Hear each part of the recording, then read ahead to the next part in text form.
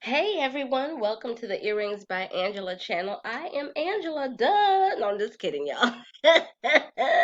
So today for our Zen series, we are talking about learning to disconnect. Oh my gosh, you guys, I'm so excited about this one because I remember, I think it was last year, that's bad, but it was last year that I decided I'm just gonna disconnect. Like, I need 3 days where I don't let the world in. You know what I'm saying? So, first of all, I don't watch the news. So, that's not a problem because and the reason I don't watch the news is number one, I don't have to because everyone else, I can just listen to your conversation and you're going to update me on what's going on. But I don't like to wake up and hear negative things, right? And so you're probably thinking, well, what about the weather? The weather comes on my phone. I don't want to hear about, the politics or the crime, the murders, or whatever that happened, what's going on here and there, and whatnot. I don't want to fill my spirit with that, with that negative energy, especially not first thing in the morning.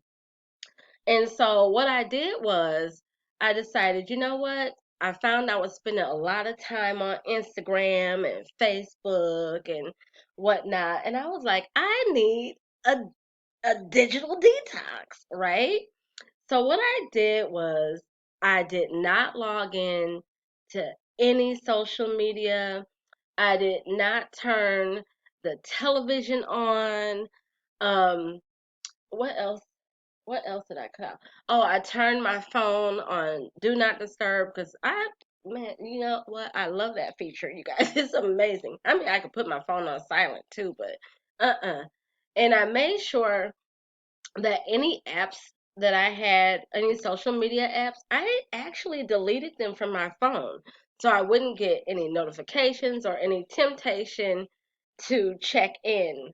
And I decided don't check in with the world, check in with yourself, right? So that time, those 3 days gave me time to really be with me, right? Really give myself room to explore who I am, what I love, right? And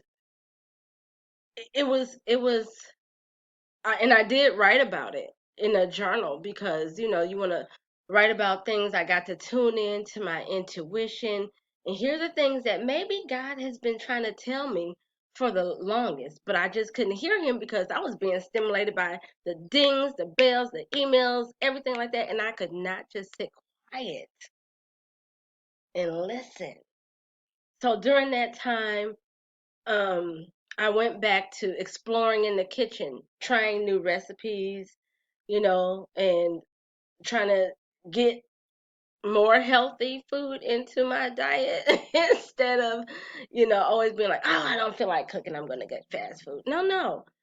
It encouraged me to go try new things, get in the kitchen and try some new things.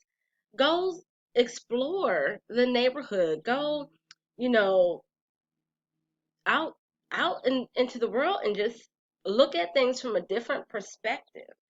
And then I went back to well, I came out with a lot of jewelry pieces because duh, earrings by Angela. That's what my channel is. I'm an artist, so it allowed me to create undisturbed. And the creations that I came up with was like wow, because I wasn't distracted, right? I had time for myself. Now, you're probably like, well, how did you do that for 3 days? Listen, my son is grown and out of the house, so I am an empty nester. And my grandchildren, or grandchild at that time, because I only had one then, um, he wasn't coming for those 3 days. I had to plan when he's, not coming.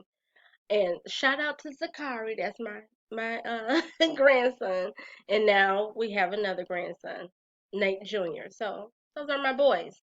But what I realized was all of a sudden I had more time because I wasn't allowing people or things to distract me, right?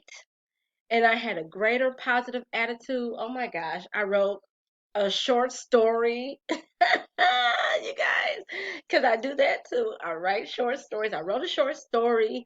I sketched a few things because I draw, once in a while. So it was just nice having that time for me.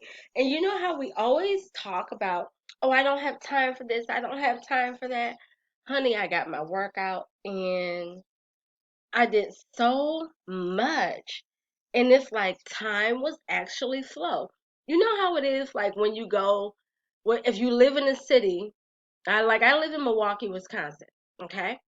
So if I went down to visit my grandparents or anyone in the South, well, they're deceased now, but if I go down to the South and they live in the country, you know, um, it's like, and they live in a small little town, right? But it's like time slows down.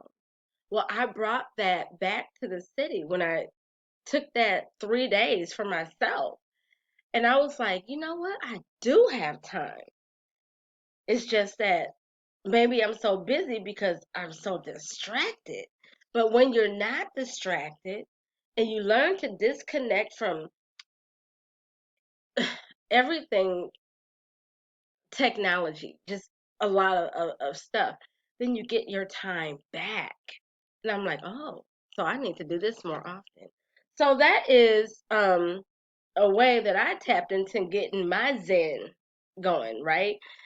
I was more calm. I didn't have any anxiety. Like, I don't feel like I have to do and be here, be there, ding, ding, ding. I gotta do this. Oh, they want me to do this. Oh my God, I gotta answer this email. Oh my gosh, what's going on in the world? I'm scared. It wasn't that. It was, I can breathe for once. I can enjoy hearing the birds chirping and appreciate it. I can drink my coffee in the morning outside and just listen to nature and be one with nature, even in the city. I get up earlier and I can walk with the dog walkers because I don't have a pet, y'all. But I can walk around the park and greet the other people who walk. And it was just really nice.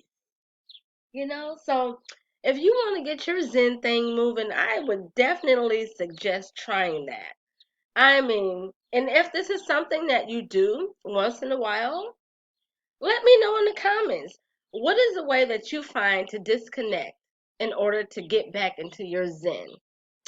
Tell me in the comments.